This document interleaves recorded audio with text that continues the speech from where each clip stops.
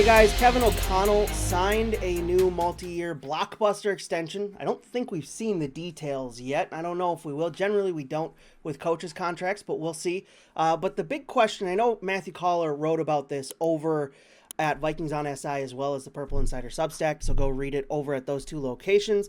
But the expectations for Kevin O'Connell, now that he's got a new contract in hand. He's got an extension in hand. He's put together, 34 wins over his first 3 years. That's an incredible amount of winning in his first 3 seasons. Has the best winning percentage of any Vikings head coach. Granted, it's only been 3 seasons, so there's time to even that out and bring that back down. But still, a great start for Kevin O'Connell. What do you guys see as the expectations for the second run of Kevin O'Connell now that he's got a new extension in hand? I guess we could morph this into Kwesi Adolfo-Mensah because he's reportedly has a contract on the way as well. Will, what are your expectations for Kevin O'Connell now with the new stability and job security that he has with this contract extension? Yeah, I think the expectation is to just kind of keep doing what he's been doing, which has been winning a lot of football games in his first 3 years. He came in 2022 and seemed to pretty quickly shift the culture. There was all the talk, and I know some people got sick of hearing about culture and collaboration and all of those things, but I think they really mattered. And I think the vibes of the organization and the facility and players showing up to work, wanting to play for their head coach, which maybe wasn't the case at the end of the Mike Zimmer era, that mattered.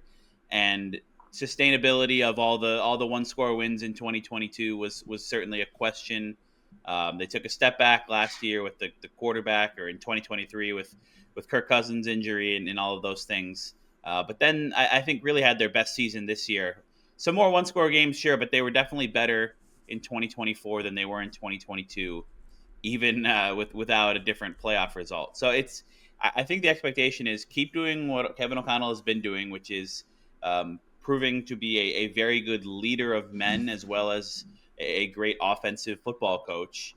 And I do think that maybe this extension gives a little more of the security to, if we're going to move into the JJ McCarthy era, that might not mean winning 10 plus games next year. Maybe it does if he just hits the ground running and they fill in the roster around his rookie contract. It certainly could. But I also think it gives O'Connell a little bit of the leeway to now really build this thing with his first hand-picked rookie quarterback or young quarterback from the ground up. Joe? Yeah, I think he has to solve the puzzle. I mean, he's put together a lot of the puzzle, but this is a bit of a jigsaw, right? Like you get to the playoffs and then somebody wipes your puzzle off the table and you have to start over essentially. I mean, there's a lot of rebuilding that's going to happen this offseason. You're not starting from scratch, obviously, but you've got 8 key defensive players who are all set to become free agents. You've got to replace potentially most of them if you don't re-sign any of them. I'm sure they'll bring back a couple, 2, 3 of them, but then you got to fix the offensive line and figure out the quarterback situation going forward. There's a lot of parts of this puzzle that he has to solve because clearly he can bring together the troops to succeed in the regular season, but when it's all on the line, it just hasn't happened.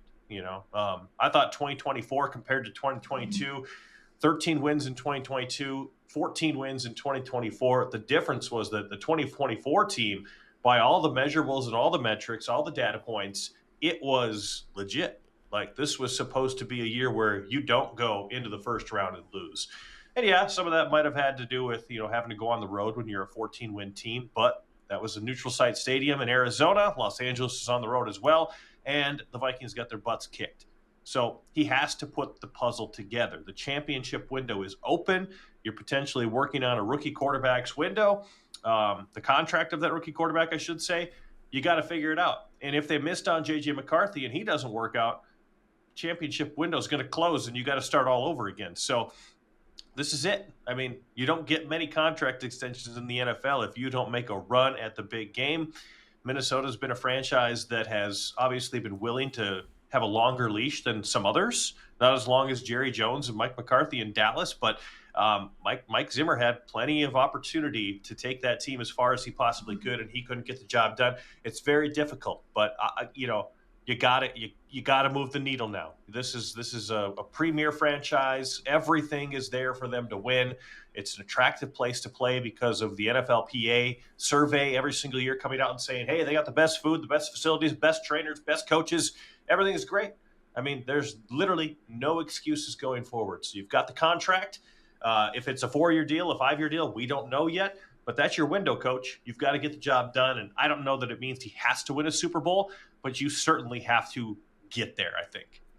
That was going to be my next question is, it feels like with the first contract for coaches, it's, all right, prove yourself. Prove that you can do this and that we should retain you into your second contract. Now that you have the second contract, now that you have the extension and the stability and the security a little bit, do you guys think the pressure ramps up now to get to the Super Bowl? I think it should, because of everything, Joe, you just laid out, that there's no reason, there's no excuses outside of, all right, you're going to be starting a quarterback who's thrown, 600 passes in his career at this point, from high school to college to now having not thrown a pass in the pros yet. Do you think the pressure now increases on Kevin O'Connell now that he's got that second contract to get or even win the Super Bowl, Will?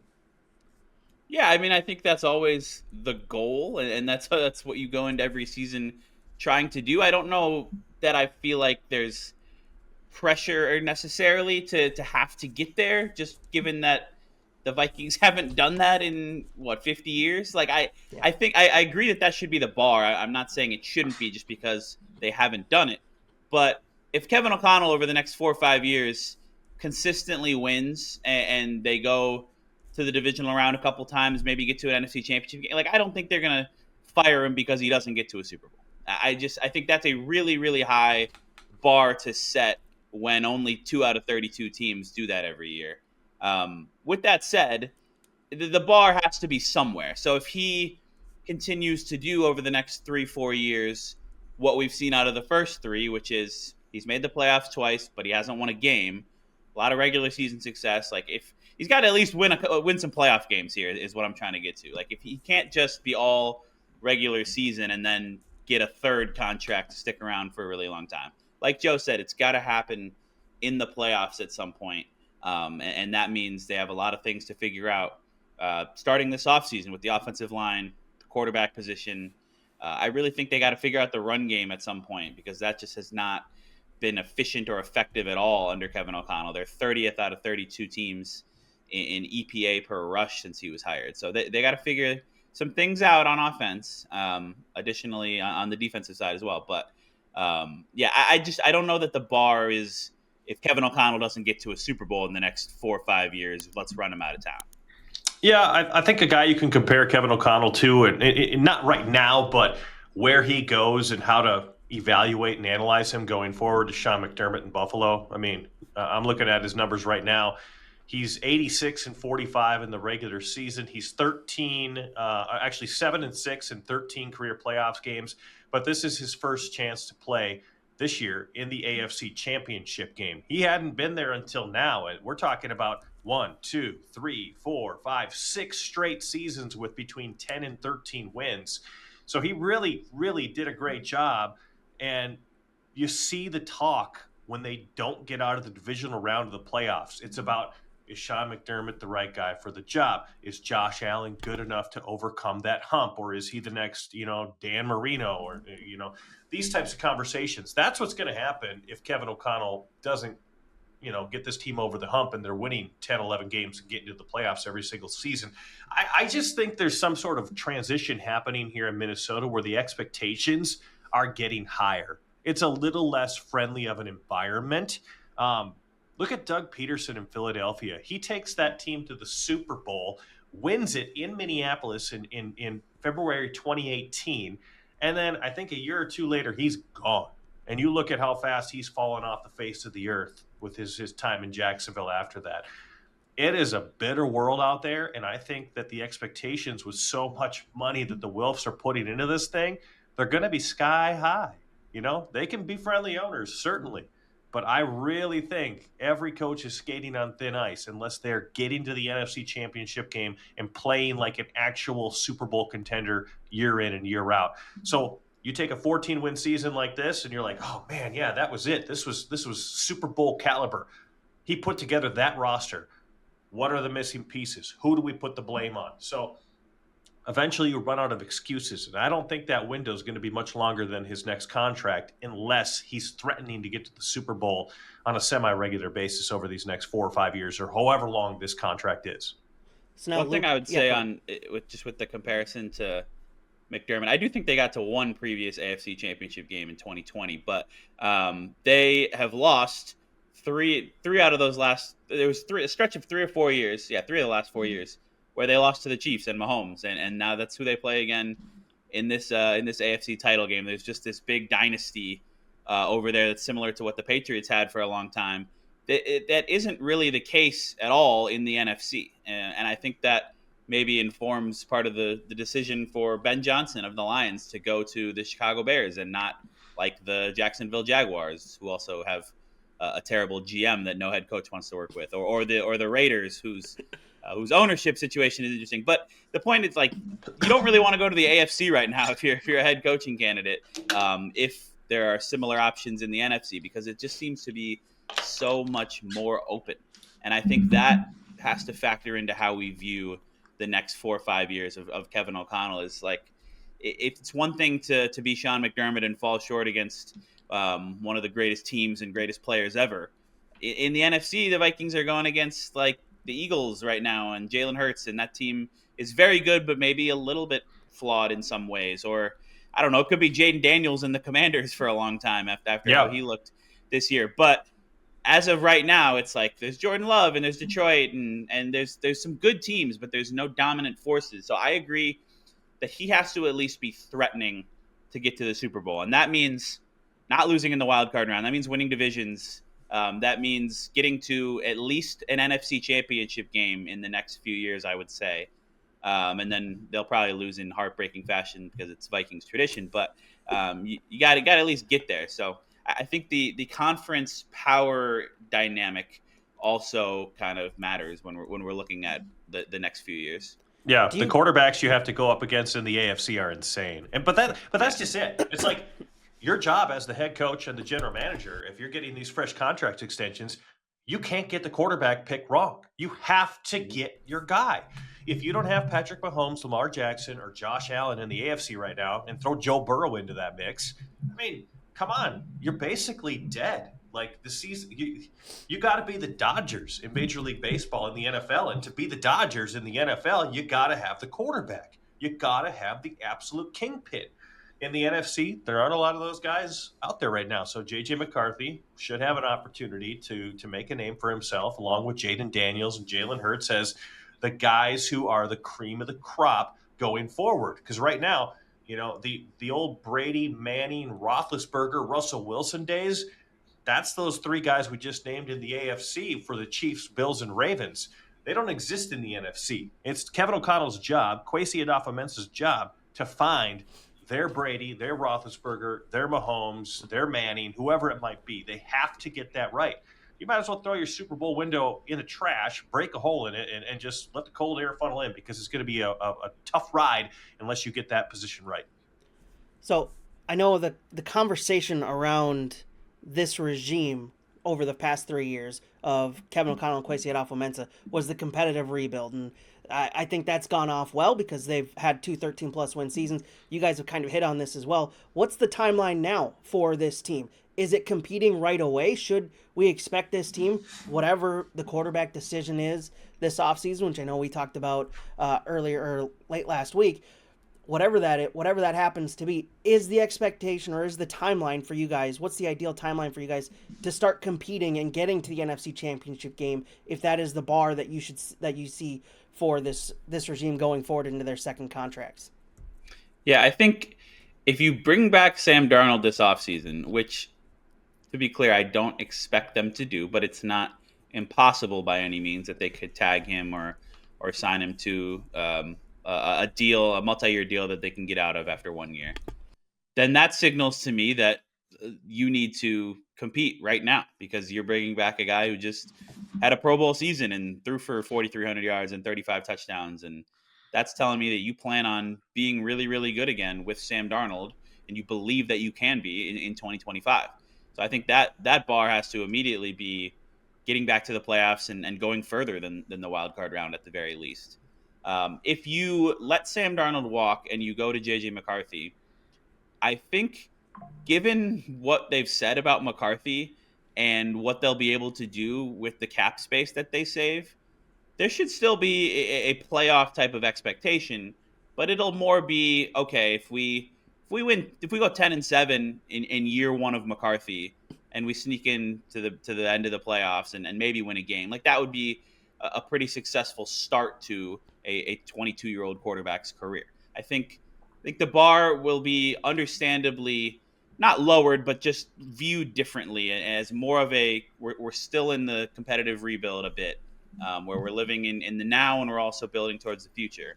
Now, if McCarthy has a rough first year and they don't win many games and he doesn't play well, that's where it would start to get a little bit concerning. But I do think you've also, with these extensions, with O'Connell, and we think Kwesi Adofo-Mensah is going to get one as well.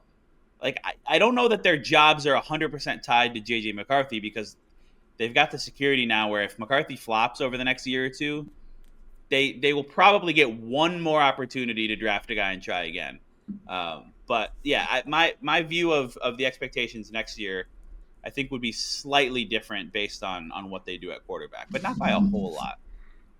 Yeah, this is a strange year to kind of compare it to because nobody saw it coming for one. 14 wins is almost impossible to do, and they did it with Sam Darnold. So, like you said, Will, there's probably going to be a little bit of a lower expectation next year. But in my eyes, because they have so much cap space and because they can give the keys to J.J. McCarthy, who is not a genuine rookie, he's had a full year to learn the system.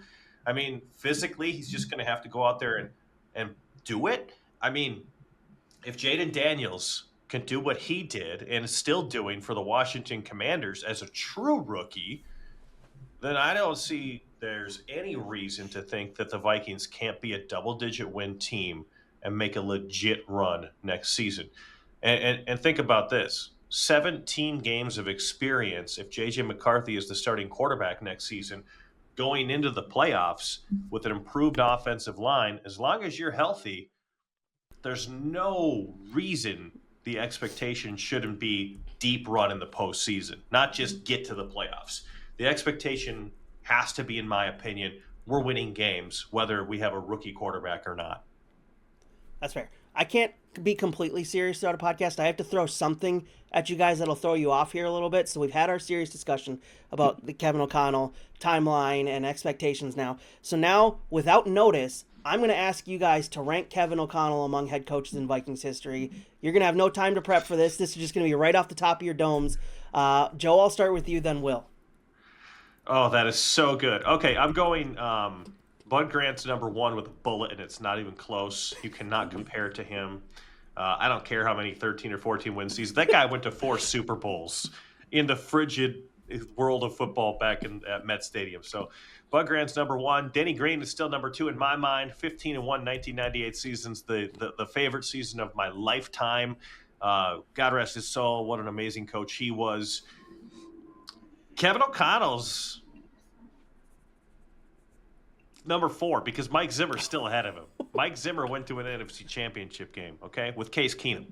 Okay, you cannot deny Zimmer had plenty of success in his 7 or 8 seasons he was here. So if I were to throw out a 5th, I'd go Jerry Burns probably. I guess there's not a whole lot of other great options on that list. So yeah, Bud Grant 1, Denny Green 2. Mike Zimmer 3, Kevin O'Connell is 4th, and Jerry Burns slides in at number 5. Will?